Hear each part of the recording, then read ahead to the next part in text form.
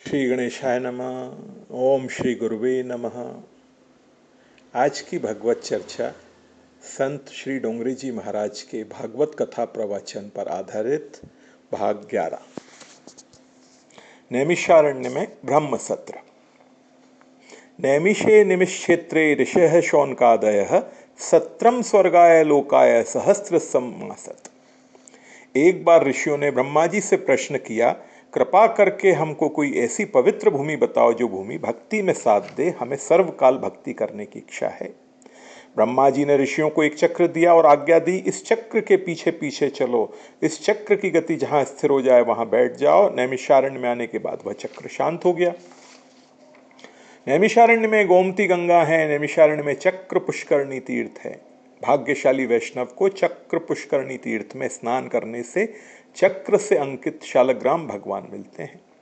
पवित्र भूमि नैमिषारण्य में ऋषियों ने ब्रह्म सत्र किया है। यज्ञ और सत्र में अंतर होता है। जहां एक ही यजमान होता है उसका नाम यज्ञ है, जहां सभी यजमान है वह सत्र है।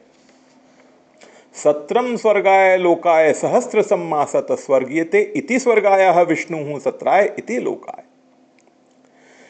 श्रेय और प्रेय। नैमिषारण्य में ऋषि ब्रह्म सत्र करते हैं। वहां सूत जी आए हैं, सभी ने सूत जी का सम्मान किया है। शौनक मुनि ने सूत जी से प्रश्न किया है, किम श्रेय, कल्याण किसको कहते हैं, श्रेय का स्वरूप समझाओ। वेदों में दो शब्द आते हैं, प्रेय और श्रेय। जो थोड़े जीवों को प्रिय लगता है, थोड़े समय प्रिय होता है, फिर जिसमें अरुचि होती है उसका नाम प्रेय है।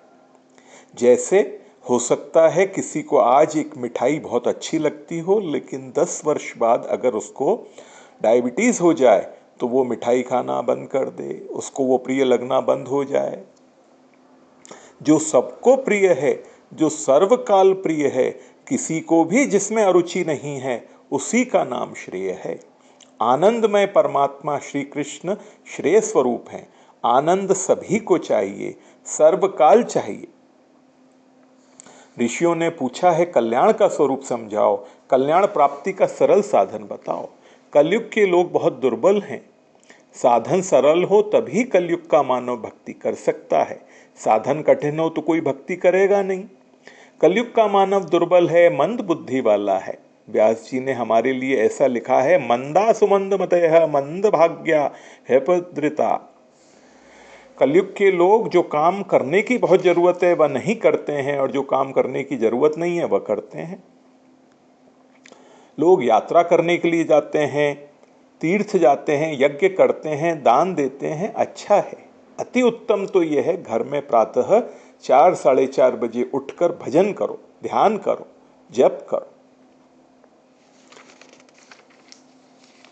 इसके बाद में भगवान के अवतार का प्रयोजन पूछा है। सभी शौनकादि ऋषियों ने सूत जी से भगवान के अवतार का प्रयोजन पूछा है, शास्त्रों का सार पूछा है। भगवान के अवतार कितने हैं, भगवान ने अवतार लेकर क्या क्या किया, धर्म का आश्रय कौन है। इन्हीं सभी प्रश्नों के जवाब में पूरी श्रीमद् भागवत कथा है। भगवान के अवतार का प्रयोजन पूछा है, भगवान श्री कृष्ण प्रकट होते हैं, इसका कारण क्या है वह बताओ।